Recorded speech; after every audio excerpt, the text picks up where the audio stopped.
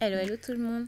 Je me suis rendue dans un Apple Store il y a peu de temps pour regarder de plus près et qui sait peut-être même acheter le nouveau téléphone de la marque à la pomme, l'iPhone SE. Vu que j'avais mon iPod Touch 6 avec moi, j'en ai profité pour rapidement comparer les deux machines. C'est parti pour un mini face à face. Pour commencer, en ce qui concerne les dimensions, l'iPhone SE mesure 12,3 cm de hauteur, 5,9 cm de largeur et 7,6 mm d'épaisseur.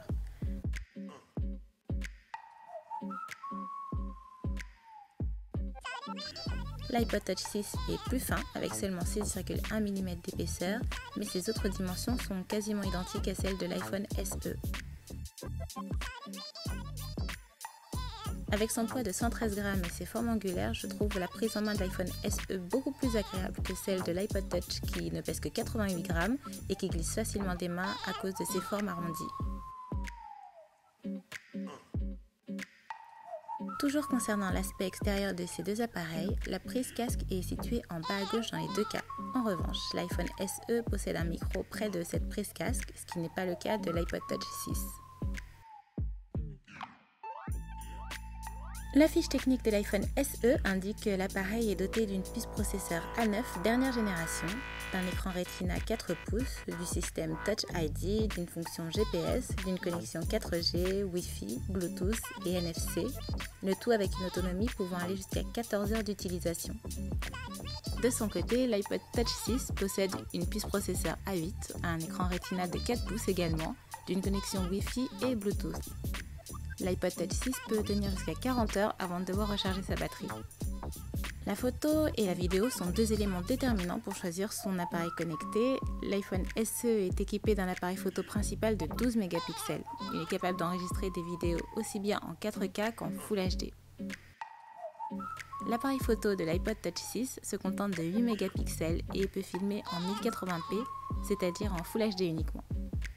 La caméra de face est identique pour les deux machines. La résolution est de 1,2 mégapixels avec la possibilité d'enregistrer des vidéos en HD 720p.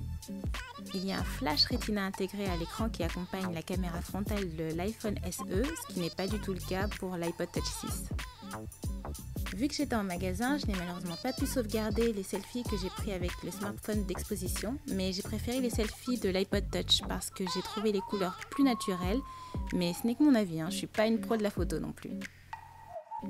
L'application photo contient les modes habituels panneau, carré, vidéo, ralenti et accéléré pour l'objectif qui se trouve au dos dans les deux configurations. En revanche, pour la caméra frontale, il y a quelques fonctions supplémentaires du côté de l'iPhone SE, à savoir la possibilité de déclencher le flash ou d'activer la fonction HDR. Le visionnage de vidéos est agréable aussi bien sur l'écran de l'iPhone que de l'iPod et le son m'a semblé aussi correct pour l'un comme pour l'autre. J'ai pas eu l'occasion de tester la fluidité des jeux sur l'iPhone SE, mais n'étant pas une grande gameuse, j'avoue que ce n'est pas ce qui m'intéressait le plus.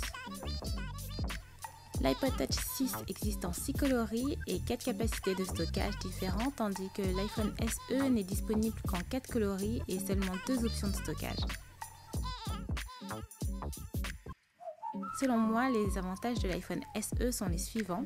C'est un smartphone dernière génération, très performant, avec un prix contenu. Bon, il n'est pas non plus gratuit, mais il a un bon rapport performance-prix. Il a une taille réduite, ce qui rend le téléphone facilement maniable avec une seule main, contrairement à la plupart des méga téléphones actuellement proposés aussi bien chez Apple que chez ses concurrents. Il y a la possibilité de voir le pourcentage de batterie restant. Alors ça peut sembler secondaire, mais c'est une question que je reçois presque tous les jours en message privé concernant l'iPod Touch, alors je sais que c'est une fonction qui intéresse beaucoup. L'iPod Touch 6 a également certains avantages non négligeables. L'accès au système d'exploitation iOS sans avoir à payer de forfait téléphonique mensuel. Une capacité de stockage pouvant atteindre jusqu'à 128 Go, ce qui est très intéressant pour accumuler des centaines de selfies par exemple. C'est aussi une bonne alternative pour les parents qui ne souhaitent pas encore sauter le pas et acheter un portable à leur enfant, mais veulent quand même pouvoir communiquer avec en dehors de la maison grâce à l'application e-message par exemple.